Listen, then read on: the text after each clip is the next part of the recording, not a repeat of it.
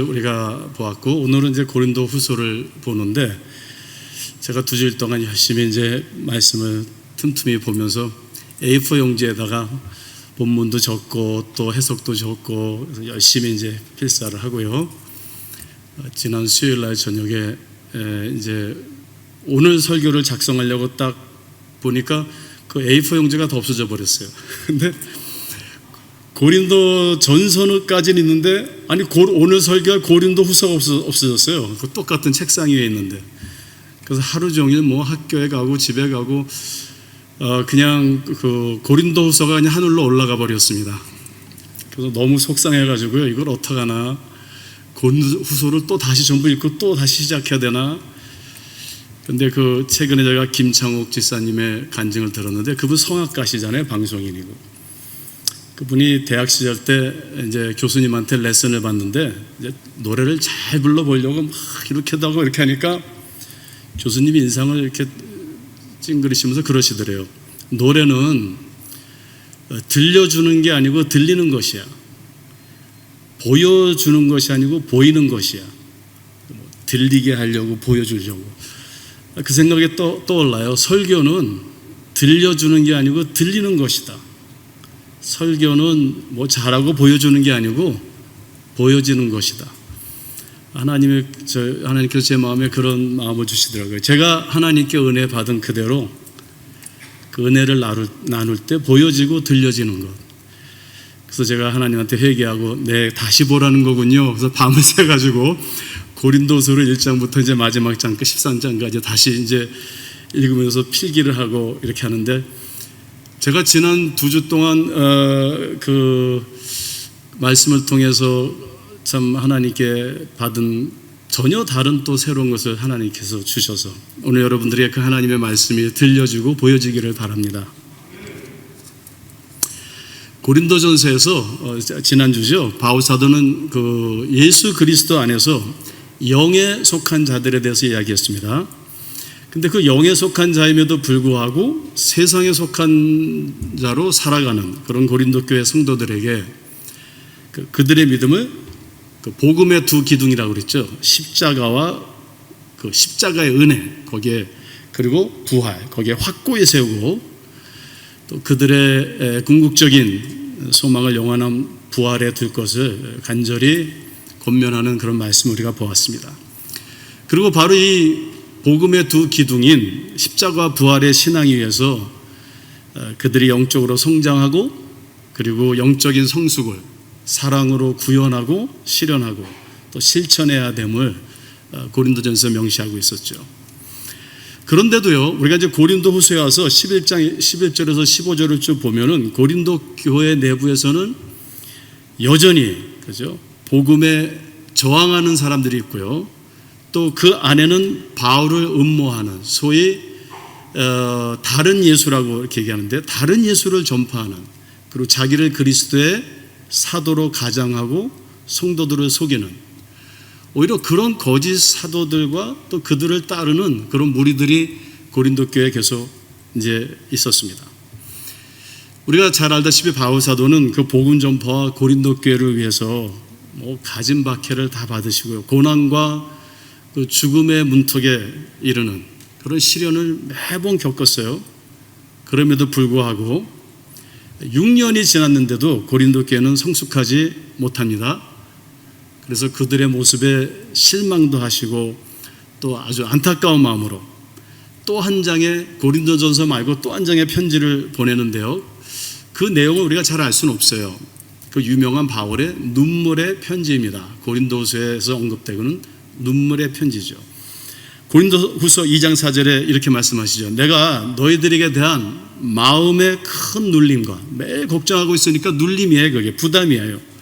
그리고 걱정이 있어서 많은 눈물로 너희에게 편지를 썼노라. 근데 그 편지의 내용이 뭐 칭찬하고 좋은 말이 아니에요. 그죠? 야단치고 권면하는, 부담을 주는 그런 내용이에요.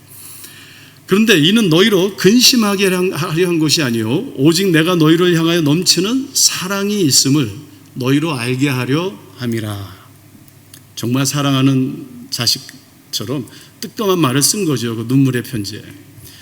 그러니까 이 진정한 사랑의 언어는 늘 가려운 귀를 긁어주는 그런 것이 아니라 어느 때는 사랑하기 때문에 마음의 근심과 부담을 줄 수도 있는 그런 불편한 진실을 말하는 것이죠.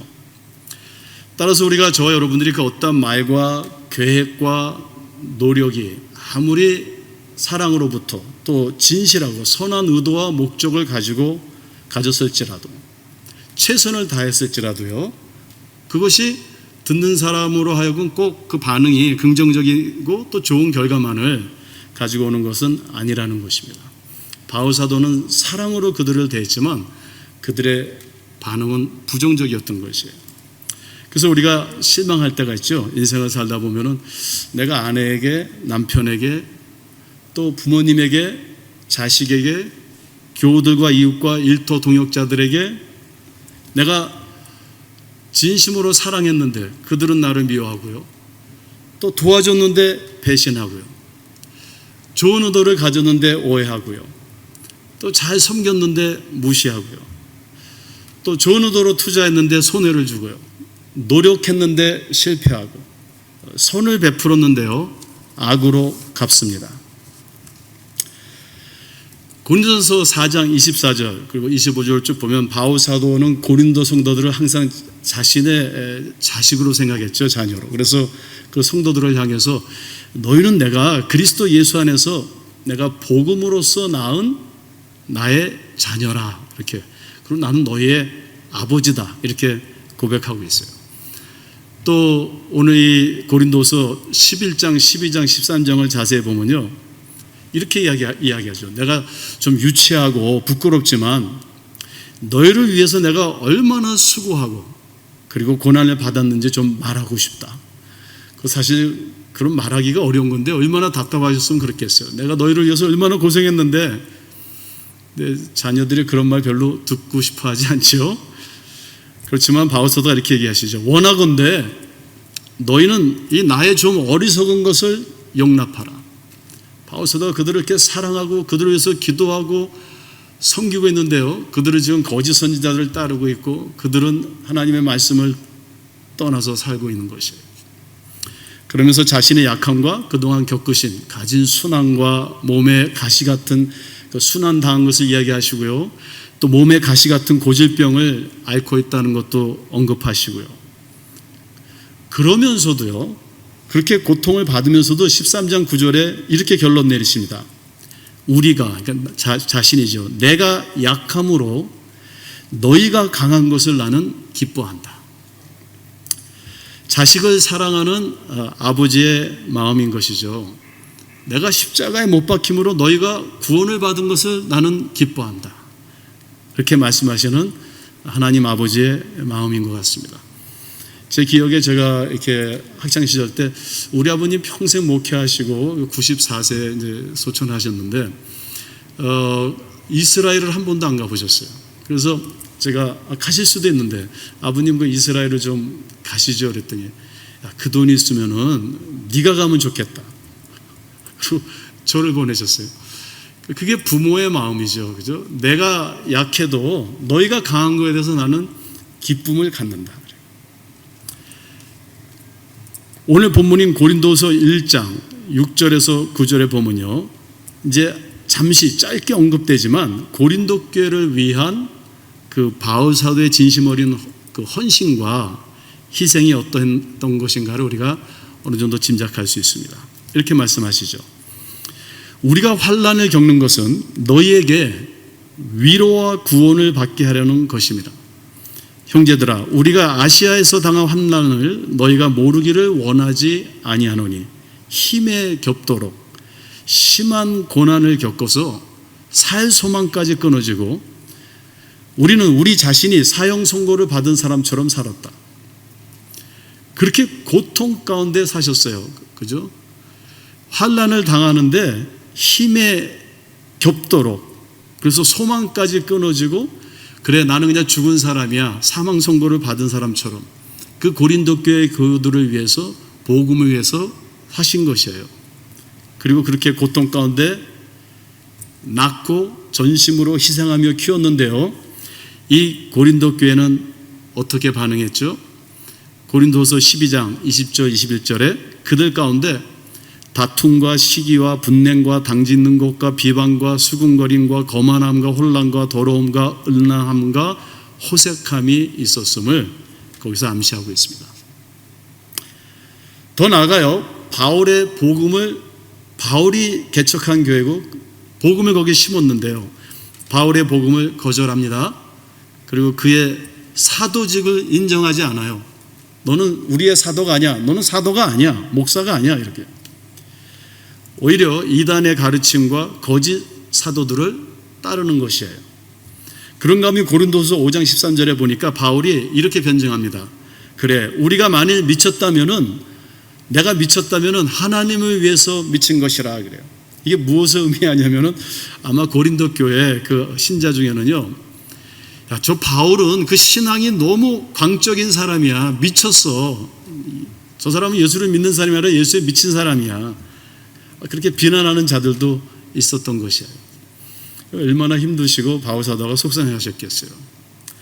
그런데도 바울사도는 포기하지 않으십니다. 왜 그랬을까요? 자기가 낳은 자식이니까요. 그죠? 하나님이 우리를 낳으셔서 우리를 포기하시지 아니하시는 것처럼 바울사도도 그가 낳은 자녀 고린도 교회를 포기하지 아니하시는 거죠. 또한 바울은 복음으로 살아가는 사람이었어요. 그리고 그 복음이 실현되는 사랑, 그 사랑으로 그 고린도 교회를 접근했던 것이에요. 사랑은 오래 참고 모든 것을 견디니까요, 참고 견디십니다. 그래서 자신을 그렇게 괴롭혀도 내가 고린도 교회, 그 거리가 얼마나 멀어요? 바다를 건너야 돼요? 걸어서 몇 달을 가야 돼요? 오늘날처럼 뭐 카카오가 있는 것도 아니에요. 전화도 없어요. 거기 꼭 방문해야지. 편지를 보내놓고도 방문을 계획하십니다. 그래서 고린도서 1장 12절부터 2장 4절 또 7장 8절 9절을 쭉 보면은, 종합해 보면은 이렇게 계획하셨어요. 이제 에베소서에 계시는데 바다를 건너야 되잖아요. 그래서 에베소서에서 내가 이제 바다를 건너가지고, 그러면 고린도입니다. 아덴 옆이 고린도예요. 고린도 교회 가서 그들에게 다시 한번 용기를 주고 복음을 다시 한번 확고히 해주고, 그때 북쪽으로 올라가서 또 몇 달을 올라가서 저 마게도니아, 아마 빌립보 교회일 거예요.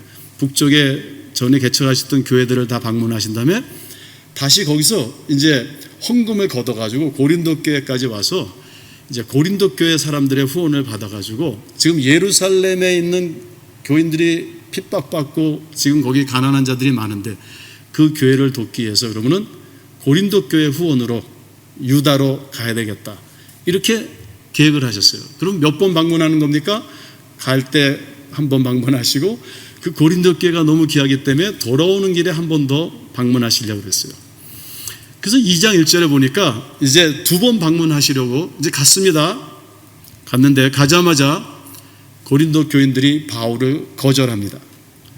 큰 상처를 입으셨어요. NIV 영어 성경은 본문의 헬라어 이 방문을 en lupe, 성경 영어 성경은 painful visit, 아주 아픈 방문으로 회고하고 있어요. 내가 전에 갔을 때 아픈 방문. 그래서 그 아픈 첫 번째 방문을 짧게 마치시고 할 수 없이 에베소로 그냥 다시 돌아가신 것이에요. 얼마나 실망을 하셨는지. 그래도요, 바울사도는 돌아가서 변함없이 고린도 교회를 위해서 또 기도하고 그 성도들을 사랑합니다.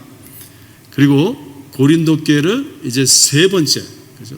맨 처음에 가서 개척하셨고요, 두 번째 가서 실망하고 돌아오셨고요, 세 번째 방문하고자 이번에는 가기 전에 좀 미리 준비를 해야 되겠다. 뭐 전화를 할 수도 없고, 그래서 그의 제자 헬라 사람, 이름이 헬라 유대인이 아니죠. 그 예수를 믿게 된 제자인데 그 디도를 고린도로 먼저 보냅니다. 그리고 이제 고린도를 향해서 가시는데 내륙으로 가시는 거예요. 그래가지고 저 소아시아 터키 두로에 이제 도착하셨어요. 그러면 두로에서 이제 이 디도가 먼저 고린도 교회 가서 상황을 살피고 돌아오면서 두로에서 아마 서로 만나기로 했던 것이에요. 거기서 미리 소식을 듣기 위해서요. 그죠? 그래가지고 디도 그 두로아에 가셨는데 그 두로아에서 이제 복음을 전하시게 됐어요. 그래서 이제 복음을 전하고 그곳에서 디도를 다시 만나가지고 고린도 교회 소식을 듣기를 원했습니다. 근데 고린도서 2장 12절 13절에 보니까 내가 그리스도의 복음을 위하여 두로아의 이름에 주 안에서 문이 내게 열렸으되 내가 내 형제 디도를 만나지 못함으로, 무슨 이유인지 두로아에서 디도를 만나지 못했어요. 그래서 내 심령이 편하지 못하여 그들을 작별하고 내가 마게도냐로 갔노라 그래요. 여러분들, 그 자식이 아버지임을 인정하지 않습니다. 아버지로 인정하지 않는 그 자식을 찾으러 가려니까 얼마나 힘드시겠어요. 그래서 좀 상황이 어떤지 미리 알고 가면 좋겠는데 디도를 만나지 못해서 이제 그 상황도 모르겠고 그 얼마나 마음이 초조하고 정말 심령이 편하지 못한 것이죠. 그래도 어쨌든 간에 고린도로 가셔야 되니까 그 드로아에서 계속 이렇게 떠나가지고 마게도냐에 도착했습니다. 거기서 그런데 디도를 만난 것이에요. 이제 마게도냐에서 고린도로 내려가야 되는데 마게도냐에서 디도를 만났어요. 근데 이게 웬일입니까? 고린도서 7장 5절 6절에 보니까 우리가 마게도냐에 이르렀을 때 우리 육체가 편하지 못하였고 사방으로 환난을 당하여 밖으로는 다툼이요 안으로는 두려움이었노라. 바울 사도가 마게도냐에 도착하셨을 때는 이미 너무 지쳤어요. 너무 많은 박해를 받았어요. 환난을 받았어요. 고린도 교회에 대한 부담으로 지금 심령이 편치 않아요. 그러나 낙심한 자들을 위로하시는 하나님이 디도가 오므로 우리를 위로하셨느니라. 이 디도가 좋은 소식을 가지고 온 거예요. 가장 낙심하고 피곤하고 저 밑바닥에 주저앉아 있는 바울에게 하나님께서 드로가 아닌 하나님의 때에 마게도냐에서 가장 지쳤을 때 디도를 만나게 하세요. 이 디도가 예상치 못했던 너무 좋은 소식을 가지고 온 것입니다. 바울이 전에 그들에게 보낸 고린도전서와 눈물의 편지를 받고요, 성령의 역사하심으로 그동안 너무 옛날엔 소식이 없잖아요. 근데 그동안 바울이 고민하고 기도하고 힘들어하는 그 시간에 고린도 교인들이 그동안 회개를 했다는 것이에요. 그래가지고 그들이 거듭나고 새로워졌다라는 좋은 소식을 이 디도가 마게도냐로 가져왔어요. 그 7장 7절에 쭉 보면 그들이 이제는 우리가 전에 잘못했어. 바울사도가 우리를 이렇게 사랑하셨는데 바울사도가 주신 복음이 예수 그리스도의 복음인데 그러면서 바울사도가 이제는 오기를 사모하고 있다라는 것이에요. 하나님의 위로입니다.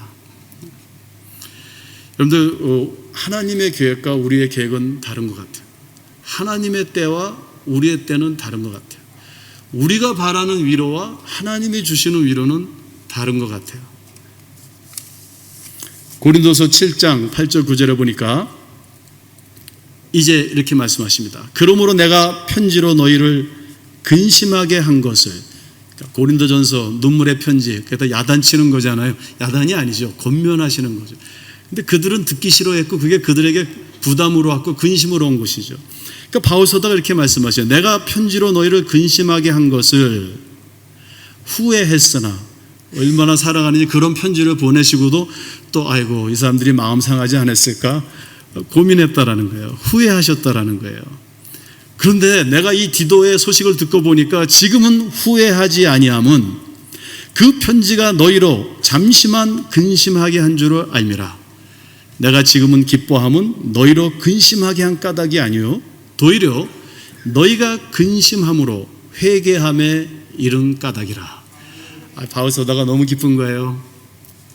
그래서 바울사도는 기쁨으로, 지금 마게도냐잖아요. 이제 고린도로 내려가야 되는데 그 옛날엔 또 한참 가야 돼요. 그러니까 너무 마음이 기쁘셔서 기쁨으로 그 마게도냐에서 고린도로 가기 전에 교우들에게 미리 편지를 또 보내십니다. 그 서신이 바로 오늘 저 여러분들이 읽고 있는 고린도 후서예요. 고린도서를, 그래서 저는 고린도서를 읽으면서 이 고린도서가 어떤 서신일까 이렇게 생각했어요. 인생의 참된 위로의 서신이다. 우리를 위로하는 기쁨의 서신이다. 고린도전서가 근심의 서신이었다면 고린도서는 위로의 서신이다. 그렇다면요, 참된 위로는 어떠한 것일까요?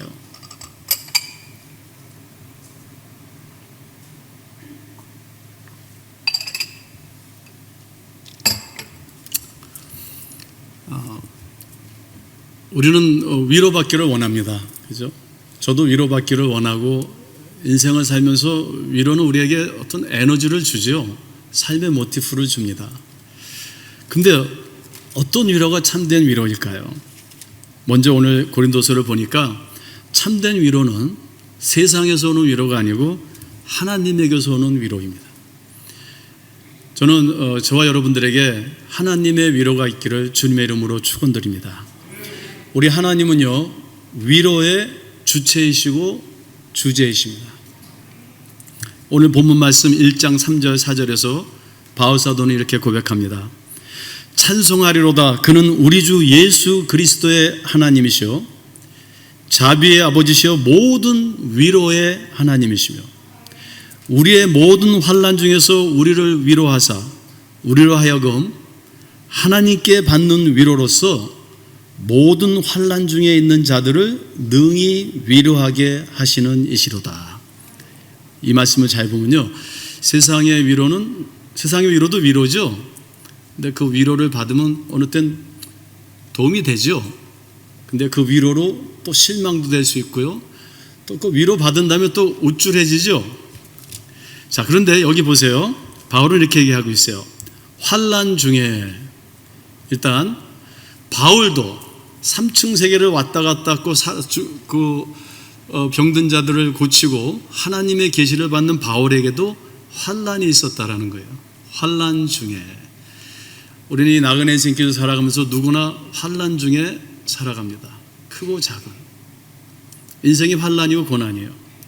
근데 바울은 이렇게 얘기하고 있어요. 이 환난 중에 본인이 받은 위로는 그 위로를 하나님으로부터 받았다 그랬어요. 여러분, 우리가 환난 중에 하나님의 위로를 받게 되면요, 나의 문제가 해결되는 게 아니고 바울 사도는 이렇게 얘기하고 있어요. 내가 하나님으로부터 받아 이제 환난 중에 그 위로를 받아서 이제는 환난 중에 있는 자들을 위로한다 그래요. 하나님이 주시는, 우리에게 주시는 위로는요, 남을 또 위한 위로가 된다라는 것이, 우리가 받는 환난, 그리고 거기서 받는 위로가 우리 이웃들에게, 이웃의 환난 중에 있는 이웃에게 또 위로가 된다. 그의 환난과 위로가 하나님의 주권에 있음을 바울 사도는 경험하고 믿고 오늘 서신에서 고백하는 것이. 여러분들, 그 요셉의 형들이 어린 요셉을 죽이려다 팔아먹잖아요. 이집트로 내려가는 상인들에게 종으로 팝니다. 얼마나 억울해요. 그 어린 나이에 막내둥이가 애굽에 가서 정말 파란만장한 그 젊은 시절을 억울하게 시련과 환난 가운데 지냈습니다. 그러다 끝내 요셉이 이집트의 총리가 됐죠. 총리가 된 다음에 이제 그의 형제들이 요셉 앞에서 발발발 그 사실을 알게 돼서 발발발 떨고 있어요. 그때 요셉이 창세기 50장 18절 20절에 이렇게 말하고 있죠. 요셉이 그들에게 이르되 두려워하지 마소서. 내가 하나님을 대신할 수 있습니까? 당신들은 나를 해하려 하였으나 하나님은 그것을 손으로 바꾸사 오늘과 같이 많은 백성의 생명을 구원하려 하셨습니다 하고 그들을 간곡한 말로 위로하였더라. 요셉이 환난 가운데 있을 때 그 환난에서 위로하신 분은 그 형제들이 아니고 하나님이세요. 그 환난 가운데 그 위로를 합력할 손을 이루시는 모든 것을 하나님의 주권과 하나님의 그 위로의 주체라는 것을 안 요셉은요, 형들을 복수하는 것이 아니라 두려워하지 마십시오. 하나님께서 좋은 일을 베푸시려고 당신들이 나를 환난에 집어넣은 것이 아니고 하나님께서 그 환난 가운데 저를 위로하시고 끝내 여러분들을 하나님의 백성을 만들기 위해서 이렇게 하신 겁니다. 그러면서 간곡한 말로 형들을 위로했다 이렇게 얘기해요. 저는 저와 여러분들이 환난 가운데 있을 때 하나님께서 위로해 주실 것을 믿습니다. 그리고 그 위로를 받고 우리가 또 환난 가운데 있는 자들에게 위로할 수 있는 저와 여러분들이 되기를 주님의 이름으로 축원드립니다. 하나님은 위로의 주제이십니다. 우리가 억울한 일을 당할 때, 고난과 시련을 겪을 때, 배신당하고 실패할 때, 이 세상이 주는 위로는 그것이 사람이든 물질이든 좋은 환경이든 쾌락이든 권력이든 물론 그것들이 필요 없다는 것이 아닙니다. 그런데 그러한 것들은 우리에게 영원한 참된 또한 위로자가 될 수 있는 위로가 될 수 없다라는 것이에요. 우리에게 영원하고 참된 위로를 주실 수 있으신 분은 오직 하나님이십니다. 그 어떠한 상황에서도 환난을 포함한 우리의 모든 것을 합력해서 선을 이루시는 그 하나님을 우리가 전적으로 신뢰할 때 그분은 우리를 꼭 위로하실 뿐만 아니라 위로하는 자로 성화시켜 주실 것을 믿습니다. 요새 우리 모두 위로가 필요합니다. 하나님께로 나오십시오. 그리고 주님 앞에 무릎을 꿇고 나의 아픔을 다 그 십자가 아래 내려놓으세요. 하나님께서 저와 여러분들을 꼭 위로해 주실 것입니다. 두 번째로요, 이 바울의 참된 위로는 복음의 행위로부터 오는 위로였어요. 복음을 살아가는 삶 속에서 오는 위로였어요. 하나님의 위로는 복음을 행하는 자들에게 주어져요. 이 복음의 두 기둥, 십자가와 부활, 십자가의 고난 후에는 반드시 부활의 위로가 있음을 보여줍니다. 부활은 우리에게 무엇을 보여주냐면 십자가의 고난 후에는 하나님의 위로가 있음을 보여주는 것이에요. 이를 믿고 그 환난 가운데 하나님과 이웃을 사랑하는 사람은 반드시 이 세상의 그 가장된 거짓된 위로가 아닌 하나님의 참된 위로를 받을 것입니다. 그런가 하면 우리가 또 다르게 생각해 볼 수 있는데요, 부활의 위로가 있으려면요 십자가의 고난이 또한 있어야 합니다. 너희들에게 고난이 있는 것을 이상하게 생각하지 말라 그랬어요. 가나안으로 가는 길에 광야길이 있는 것이에요. 애통하는 자가 복이 있는 것이에요. 즉 애통이 있어야 그들이 위로를 받기 때문이죠. 예수님께서 하신 말씀이에요. 그러니까 본문 1장 5절에서 바울은 이렇게 고백하고 있어요. 그리스도의 고난이 우리에게 넘친 것 같이 우리가 받는 위로도 그리스도로 말미암아 넘치는도다. 그의 고난은 복음의 삶 속에서 오는 고난이었어요. 그의 고난과 위로를 그리스도의 십자가의 고난과 부활의 위로로 고백한 것입니다. 만약 저와 여러분들이요 십자가의 은혜와 부활의 소망을 정말 붙잡고 제가 제 자신을 돌아볼 때 한없이 부족하고 한없이 불완전하지만 저와 여러분들이 진심으로 하나님과 그 복음을 붙잡고 하나님과 이웃을 사랑하며 살고자 애쓴다면 그 과정에서의 모든 아픔과 고통과 시련과 실패는요 반드시 하늘의 참된 위로로 마무리될 것입니다. 이 복음의 삶이라는 것은 내가 지금 처한 그 어떠한 상황에서도 그것이 내 가정이든지 직장이든지 정치를 하는 곳이든지 사업터이든지 바로 거기서 고린도서 10장 31절에 보니까 너희가 막 먹든지 마시든지 무엇을 하든지 하나님의 영광을 위해서 하라. 고린도서 13장에 보니까 십자가의 믿음과 부활의 소망을 두고 하나님과 이웃을 사랑하라. 그 복음의 삶의 과정에서 어려움을 바울 사도는 고린도서 7장 10절에 이렇게 얘기하고 있어요. 후회할 것이 없는 회개와 구원에 이르게 하는 하나님의 뜻대로 하는 근심이다.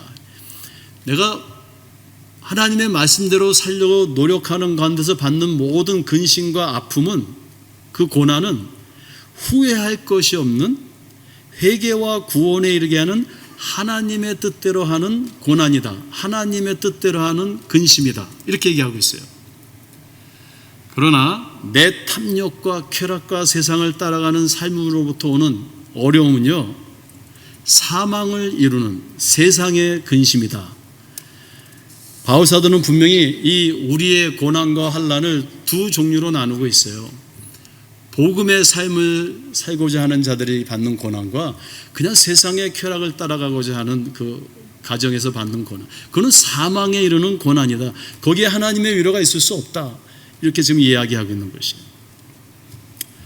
세 번째 마지막으로요, 참된 위로는 보이지 않는 것으로부터 옵니다. 참된 위로는 보이지 않는 것으로부터 와요. 여러분, 우리가 이 보이는 것들은요, 사실 우리에게 참된 위로보다는 탐욕을 더하고, 보이는 것 때문에 근심이 더하고, 고뇌가 더하고, 더 좋은 것을 보면서 걱정하고요, 볼수록 실망하고요. 바울 사도는 분명히 얘기합니다. 하나님이 나에게 주신 위로는 눈으로 볼 수 없는 것이다. 고린도서 5장에 보니까 바울 사도가 이렇게 얘기하죠. 우리는 눈에 보이는 이 육체의 장막이 아니라 보이지 않는 영원한 집이 있음을 안다. 보이는 이 육체, 보이는 아름다운 집이 아니라 바울 사도는 어디서 위로를 받았냐면요, 보이지 않는 그 영원한 부활의 육체, 보이지 않는 하나님의 집, 그 천국을 믿음으로 볼 수 있으면서 위로를 받은 것이에요. 내 집을 보고 남의 집을 보니까 내 집이 좀 초라해, 저 집보다. 그래서 그 큰 집을 보면서 위로를 받습니까? 바울 사도는 보이지 않는 집을 바라보면서 위로를 받았어요. 이는 눈으로 알 수 있는 것이 아니라 믿음으로 알 수 있는 것입니다. 고린도서 5장 7절에 바울 사도께서 이는 우리가 믿음으로 행하고 보는 것으로 행하지 아니함이니라. 이렇게. 세상이 알 수 없는, 그 무엇도 빼앗아 갈 수 없는 참된 기쁨과 위로는 보이는 것으로부터 오는 것이 아니라 보이지 않는 것으로부터 온다라는 것이에요. 그것은 믿음으로만 볼 수 있습니다. 이렇게 보면 뭐 별것도 아닌데 그 사람은 찬양하며 기뻐하며 감사하며 이렇게 살아가요. 왜 그럴까요? 남이 보지 못하는 것을 믿음으로 보는 것이에요. 바울은 당장 보이는 것은 죽을 것만 같은 고난이었지만 지금은 볼 수 없는 그 고난 뒤에 있는, 고린도서 1장 9절에 보니까 죽은 자를 다시 살리시는 하나님의 섭리를 내가 보았다 그랬어요. 우리의 눈은 죽는 것만 보이는데요, 믿음의 눈은 부활을 본 것이에요. 그 죽은 자를 살리시는 하나님의 섭리를 본 것이에요. 그래서 바울 사도는 당당했던 것이에요. 당장 보이는 것은 고린도서 13장 10절에 나의 약함이지만 그 약함이 바로 강함임을 믿음으로 본 것이에요. 지금은 나에게 환난이 있지만 이 환난이 더욱 하나님을 의지하게 하려는 하나님의 영원하신 섭리를 보게 된 것이에요. 고린도서 4장 16절 18절 보니까 지금 당장 보이는 것은 고난이지만 나중에 로마서에 가서 똑같은 말씀을 하세요. 현재의 고난은 장차 올 영광과 비교가 안 된다 그래요. 그러니까 이 고린도 사건 이후에 로마서를 기록하셨거든요. 그 로마서에 보면 이 고린도에서 경험하신 것을 그대로 반영하고 있어요. 내가 그동안 받은 모든 환난을 장차 올 영광과 비교가 안 된다. 자, 이렇게 말씀하시죠. 그러므로 우리가 낙심하지 아니하노니 우리의 겉사람은 보이는 것은 낡아지나 우리의 속사람은 날로 새로워지도다. 세상 사람은 겉으로 화려하지만요, 속으로는 낡고 썩어가고 있어요. 우리가 잠시 받는 환난에 경한 것이 지극히 크고 영원한 영광에 중한 것을 우리에게 이루게 함이니 우리가 주목하는 것은 보이는 것이 아니요 보이지 않는 것이니 보이는 것은 잠깐이요 보이지 않는 것은 영원함이로다. 보이는 것을 따라가다 보면 망하게 돼 있어요. 멸망하게 됐어요. 그 끝이 죽음이에요. 바울 사도는 보이는 것과 보이지 않는 것을 이렇게 설명합니다. 고린도후서 여러분들 8장, 9장, 10장을 읽어보면요, 요약하자면 이러는 것이에요. 우리는 보기에는 속이는 자 같으나 참되고 보기에는 무명한 자 같으나 유명한 자요. 죽은 자 같으나 보라 우리가 살아있고 징계를 받는 자 같으나 죽임을 당하지 아니하고 근심하는 자 같으나 항상 기뻐하고 가난한 자 같으나 많은 사람을 부유하게 하고 아무것도 없는 자 같으나 모든 것을 우리는 가진 자라 그래요. 보이는 것과 보이지 않는 것을 대조하신 것이죠. 반대로 라오디아 교회를 향해서 예수님께서 이렇게 책망하시죠. 내가 말하기를 나는 부자라 부유하여 부족한 것이 없다 하나 내 공고한 것과 가련한 것과 가난한 것과 눈먼 것과 벌거벗은 것을 너는 알지 못하는도다. 겉으로는 화려한데요, 속으로는 화려하지 못해요. 바울은 그 하나님으로부터 오는 복음의 그 행위와 하나님으로부터 오는 위로, 그리고 복음의 행위와 보이지 않는 그 믿음으로부터 오는 참된 기쁨과 그리고 그 위로 속의 삶으로 오늘날 저와 여러분들을 그 하나님께서 바울을 통해서 기록하신 말씀을 통해서 위로하고 위로하시는 자가 된 것입니다. 그러므로 그는 선을 행하다가 보이는 것들 때문에 낙심하지 않았어요. 우리 아버님께서 항상 그런 말씀을 많이 하셔서 제가 어렸을 때 그걸 무슨 말인지 몰랐어요. 한영아, 선을 행하다 낙심하지 말라. 성경 말씀이죠, 바울 사도께서. 우리 선을 행하다가 낙심할 때가 있어요. 자식을 키우다가도 낙심할 때가 있어요. 전도를 하다가도 낙심할 때가 있어요. 사업을 하다가도 낙심할 때가 있어요. 왜 그럴까요? 보이는 것들 때문에. 그러나 바울 사도는 그를 가장 힘들게 했던 고린도 성도들을 끝까지 사랑하고 위로함으로 그의 가장 큰 기쁨으로 변화시키고 오늘 저와 여러분들에게 위로의 말씀이 되는 이 고린도서를 기록할 수 있었던 것이에요. 그냥 보이는 것은요, 아이고 이 문제덩어리, 이걸 어떻게, 얘만 없었으면은, 저 사람만 없었으면은, 이 일만 없었으면, 저도 그런 생각을 가질 때가 있어요. 아마 바울 사도도 사람인데요, 속으로 고린도 신자들을 그 6년이 지나면서 아이고 내가 저 교회를 개척 안 했으면 좋을 뻔했다. 보이는 건 저런 것밖에 안 보여, 이 문제덩어리들. 그런데요, 하나님께서 어떻게 위로를 하셨습니까? 고린도서 2장 15절에 보니까 고린도 성도들의 변하는 모습을 보세요. 너희는 그리스도의 향기다. 너희는, 고린도후서 3장 2절, 너희는 우리의 편지다. 고린도서 5장 17절에 너희는 새로운 피조물이다. 이렇게.